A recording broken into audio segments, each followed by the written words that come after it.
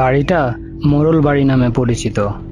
পদ্মজার দাদার নাম ছিল মিয়াফর মোড়ল। তিনি গ্রামের একজন সম্মানিত লোক ছিলেন। 6 কাঠা জমির উপর টিনের বিশাল বড় বাড়ি বানিয়েছিলেন 4 ছেলের জন্য। 2 ছেলে 16 বছর আগে 1971 সালের যুদ্ধে নিহত হয়েছে। দুজনই টগবগে যুবক ছিল, আর একজন 8 বছর বয়সে কলেরা রোগে গত হলো। বাকি রইল মোরশেদ মোড়ল। বর্তমানে এই বাড়ি মোরশেদের অধীনে, যদিও তিনি থাকেন না সব সময়। পুরো বাড়ির চারপাশ জুড়ে গাছগাছালি, বাড়ির পিছনে নদী। রাত 9টা বাজলেই পরিবেশ নিশতি রাতের রূপ ধারণ করে। রাতের এই নির্জন প্রান্তর ঝিঁঝি পোকার ডাকে ছেয়ে গেছে। ঝিঁঝি পোকার সাথে পদ্মজার ভাঙ্গা কান্না মিলেমিশে ভৌতিক পরিবেশ সৃষ্টি করেছে। মনে হচ্ছে কোনো আত্মা তার ইহজীবনের না পাওয়া কোনো বস্তুর শোকে এমন মরা সুর ধরেছে। হেমলতা পদ্মজাকে টেনে পাশে বসান। পদ্মজা ডান হাতের উল্টো পাশ দিয়ে চোখের জল মুছে হেমলতাকে বলল, মামা সৌদিতে যাওয়ার আগের দিন আমাদের সবার দাওয়াত ছিল না নানা বাড়ি? খালামণি, ভাই বোনেরা এসেছিল। সেদিন ঢাকা থেকে যাত্রার লোক আসছিল স্কুলে, মনে আছে আম্মা? আছে। উঠোনে ধপ করে একটা আওয়াজ হয়। হেমলতা, পদ্মজা কেঁপে উঠল। পূর্ণা প্রেমা দরজায় কান পেতে রেখেছিল মা বোনের কথা শুনতে। হুট করে কিছু পড়ে যাওয়ার আওয়াজ হওয়াতে দুজন ভয় পেয়ে যায়। দরজা ঠেলে হুড়মুড়িয়ে রুমে ঢুকে পড়ে। হেমলতা বড় মেয়ের সাথে গোপন বৈঠক ভেঙে দ্রুত পায়ে বারান্দায় এসে দাঁড়ান। উঠানে বিদ্যুৎ নেই, হারিকেন জ্বালান। পিছনে 3 মেয়ে এসে দাঁড়িয়েছে। একজন মায়ের 3 মেয়ে নিয়ে একা এত বড় বাড়িতে বাস করাও যুদ্ধ বটে। হেমলতা গলা উঁচিয়ে প্রশ্ন করলেন, কে কে ওখানে? আমি। চিরপরিচিত এই কণ্ঠ চিনতে হেমলতার বিড়ম্বনা হলো না। তিনি ব্যস্ত পায়ে উঠোনে নেমে আসেন। গেটের পাশে মোরশেদ মোড়ল পড়ে রয়েছেন, গায়ে চাদর। হাঁপড়ের মতো বুক উঠানামা করছে তার, যেন দম ফুরিয়ে যাচ্ছে। হেমলতা 2 হাতে মোরশেদকে আঁকড়ে ধরলেন। পদ্মজা, পূর্ণা দৌড়ে আসে। মোরশেদের এমফাইসিমা রোগ আছে। এই রোগে অল্প চলাফেরাতেই শ্বাস টানের উপক্রম হয় এবং দম ফুরিয়ে যায়। শ্বাস নেবার সময় গলার শিরা ভরে যায়। 3 মা মেয়ে মোরশেদকে ধরে রুমে নিয়ে আসে। মোরশেদ এভাবেই হুটহাট করে বাড়ি ফেরে, কখনো কাকডাকা ভোরে, কখনো নিশুতি রাতে, বা কখনো কাঠপাটা রোদে। মোরশেদ মোড়লেই এমফাইসিমা রোগটা ধরা পড়ে 7 বছর আগে। মোরশেদের অ্যাজমা ছিল, আবার ধূমপানে খুব আসক্ত ছিলেন। ফলে ফুসফুসের এই রোগটি খুব দ্রুত আক্রমণ করে বসে। মোরশেদ খানিকটা সুস্থ হয়ে রাত 1টার দিকে ঘুমালেন। পূর্ণা প্রেমা রুমে গিয়ে শুয়ে পড়েছে। পদ্মজা বারান্দার রুমে জিম মেরে বসে আছেন। জানালার বাইরে চোখের দৃষ্টি। জ্যোৎস্না গলে গলে পড়েছে। কি সুন্দর দৃশ্য! পদ্মজার মন বলছে মা আসবে তার খোঁজে, পুরোটা ঘটনা শুনতে আসবেই। সত্যি তাই হলো। কিছুক্ষণ পরই হেমলতা আসলেন। আম্মা, বাতিটা নিভিয়ে দাও, বলল পদ্মজা, কণ্ঠ খাদে নামানো। হেমলতা বাতি নিভিয়ে পদ্মজার পাশে বসেন। পদ্মজা তৈরি ছিল, তবু অপ্রস্তুত হয়ে পড়ে। খুব অস্বস্তি হচ্ছে। সে গোপনে দীর্ঘ শ্বাস ছাড়ল। পদ্মজা তখন 4র্থ শ্রেণীর ছাত্রী, বয়স 10 ছিল। খুব কম বয়সেই তাকে স্কুলে পাঠানো শুরু করলে হেমলতা। সেদিন নানা বাড়িতে সবার দাওয়াত পড়ে। হানিফ চলে যাবে সৌদিতে, তাই এত আয়োজন। পরিবারের মিলন আসর বসে। স্কুল মাঠেও সেদিন নাচ গান অনুষ্ঠিত হয়। বাড়ির সবাই সেখানেই চলে যায়। বাড়িতে থাকে শুধু পদ্মজা, পদ্মজার বৃদ্ধ নানা আর হানিফ। পদ্মজা ঘুমেছিল, তাই বাকিদের সাথে যেতে পারেনি। যখন ঘুম ভাঙে, আবিষ্কার করলো বাড়িতে কেউ নেই। মোরশেদ হঠাৎ করে অসুস্থ হওয়াতে হেমলতা বাপের বাড়িতে উপস্থিত ছিল না। পদ্ম নাকি? পদ্মজা বাড়ি থেকে বের হওয়ার উপক্রম হতেই কানে আসে হানিফের ডাক। পদ্মজা মিষ্টি করে হেসে মাথা নাড়ালো। হানিফের লোলুপ দৃষ্টি তখন পদ্মজার সারা শরীর ঘুরে বেড়াচ্ছে। এইটুকু মেয়ের ফর্সা চামড়া বিকৃত মস্তিষ্কের হানিফকে যেন বড্ড টানে। আয় তো, আমার ঘরে আয়।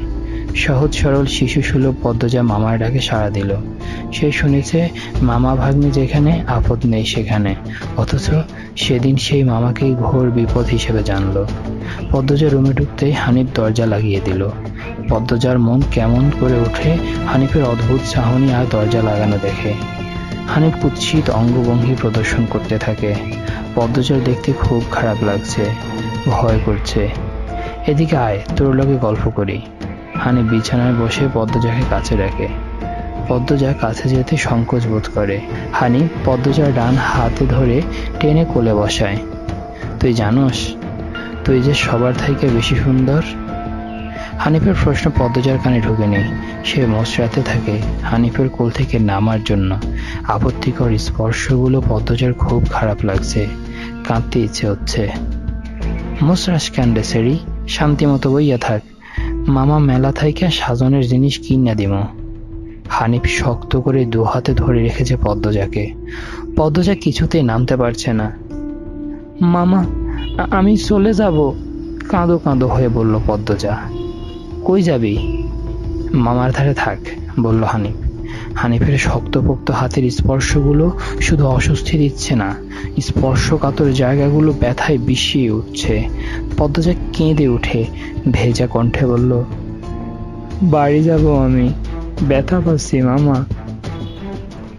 হানিফ হাতের বাঁধন নরম করে আদুরে গলায় বলল, আচ্ছা, আর ব্যথা দিতাম না, কান্দিস না। পদ্মজা ছট করে কোল থেকে নেমে পড়ে। হানিফকে তার আজরাইল মনে হচ্ছে। মায়ের কাছে সে আজরাইলের অনেক গল্প শুনেছে।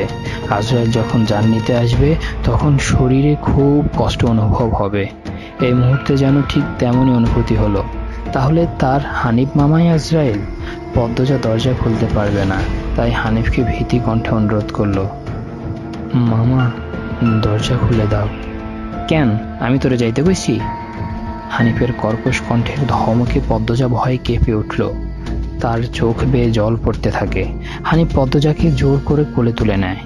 পদ্মজা কাঁদছে, তার খুব ভয় লাগছে, বারবার বলছে, মামা, আমি বাড়ি যাব। হানিফের তাতে বিন্দুমাত্র ভ্রুক্ষেপ নেই। বাড়িতে কেউ নেই, বৃদ্ধ সৎ বাবা কানে শোনে না। পদ্মজা হানিফকে কিল ঘুষি দিতে থাকে, সেই সাথে জোরে জোরে কান্না শুরু করে। এভাবে কাঁদলে পাশের বাড়ি যে কেউ চলে আসবে। হানিফের রক্ত টকবক করছে উত্তেজনায়। সে দ্রুত ওড়না দিয়ে পদ্মজার মুখ হাত পা বেঁধে ফেলল। পদ্মজার দু চোখের পানি হানিফের চোখে লাগেনি। হানিফ ভীষণ আনন্দ পাচ্ছে, পৈশাচিক আনন্দ পাচ্ছে। সে সিগারেট জ্বালায়। খুব আনন্দ হলে তার সিগারেট টানতে ইচ্ছে হয়। সিগারেট টানতে গিয়ে মাথায় আসে নৃশংস ইচ্ছে। নাক মুখ দিয়ে ধোঁয়া উড়িয়ে সিগারেট দুই আঙ্গুলের মাঝে রেখে পদ্মজার বাম পায়ের তালুতে ছাপ দিয়ে ধরে রাখে। পদ্মজা হাউ মাউ করে কেঁদে উঠল। হেমলতা দুহাতে শক্ত করে মেয়েকে বুকের সাথে জড়িয়ে ধরেন। পদ্মজা কাঁদতে কাঁদতে বলল, আম্মা, তখন আমার খুব কষ্ট হচ্ছিল, আমার দমটা বেরিয়ে যাচ্ছে মনে হচ্ছিল। আমি তোমাকে খুব ডাকছি আম্মা, তুমি আসোনি। পদ্মজার কথাগুলো হেমলতার বুক রক্তাক্ত করে দেয়। এ যেন 1971 সালের পাকিস্তানিদের নৃশংসতা। নিজের চোখে তিনি দেখেছেন পাকিস্তানিদের নিষ্ঠুরতা। হানিফ আর তার দেখা অত্যাচারী পাকিস্তানিদের মধ্যে কোনো তফাৎ নেই। হেমলতা নির্বাক বাকরুদ্ধ। শুধু অনুভব হচ্ছে তার বুকে পড়ে আদরের পদ্মজা হাউমাউ করে কাঁদছে, সর্বাঙ্গ যেন কাঁপছে। হানিফকে ক্ষত বিক্ষত করে দিতে হাত নিষ্পিস করছে। সেদিন একটুর জন্য পদ্মজা ধর্ষণ হয়নি। বাড়িতে সবাই ফিরে এসেছিল। পদ্মজা পোড়াস্থানের যন্ত্রণা সহ্য করতে না পেরে অচেতন হয়। বাকিটুকু আর পদ্মজাকে বলতে হয়নি, হেমলতা জানেন। পদ্মজার গা কাঁপিয়ে জ্বর আসে। 21 দিন বিছানায় ছিল। ততদিনে হানিফ দেশ ছেড়ে চলে যায়। পদ্মজা ভয়ে লজ্জায় ঘটনাটি কাউকে বলেনি। পায়ের পোড়া দাগ দেখে যখন হেমলতা প্রশ্ন করেছিল, পা এমনভাবে পুড়ল কি করে, পদ্মজা সহজভাবে জবাব দিয়েছিল, চুলার কাছে গিয়েছিলাম, চুলার লাকড়ির আগায় পা লাগছিল। কথাটা পদ্মজা সাজিয়েই রেখেছিল, সাথে অনেক যুক্তি, তাই মিথ্যে বলতে একটুও কাঁপেনি।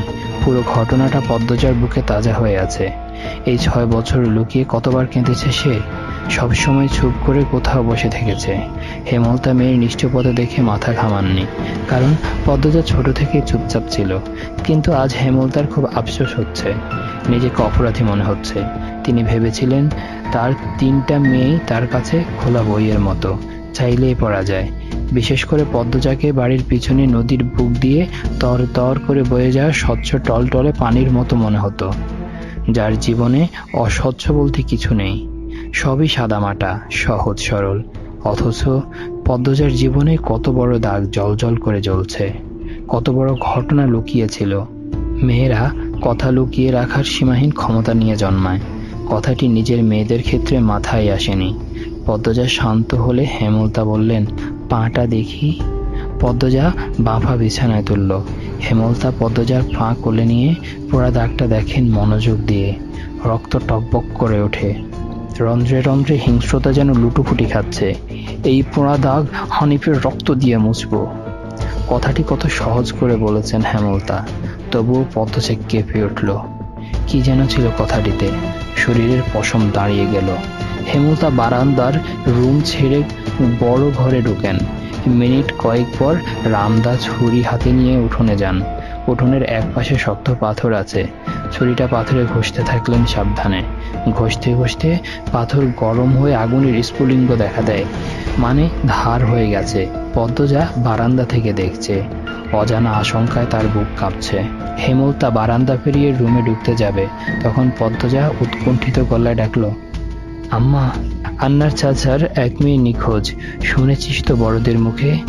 সে মেয়ের দর্শক হানিফ দর্শনের পর ফুঁতে ফেলেছে। অলন্দপুরের এই একটা মানুষই এতটা নৃশংস। আমি তখন ঢাকা পড়তাম, বাড়ি এসে জানতে পারি ঘটনা। আম্মার অনুরোধ আর কান্নায় আমি সেদিন মুখ খুলিনি। এত বড় পাপ চেপে যাই, সেই শাস্তি আমি ধীরে ধীরে পাচ্ছিলাম, আজ পুরোপুরি পেয়ে গেলাম। আমার পাপের শাস্তি শেষ হয়েছে। হেমলতা কথা শেষ করে জায়গা ত্যাগ করলেন। কি ধারালো প্রতিটি বাক্য! হেমলতার মুখ দিয়ে যেন আগুনের স্ফুলিঙ্গ বের হচ্ছে। পদ্মজার মস্তিষ্ক শূন্য হয়ে পড়ে।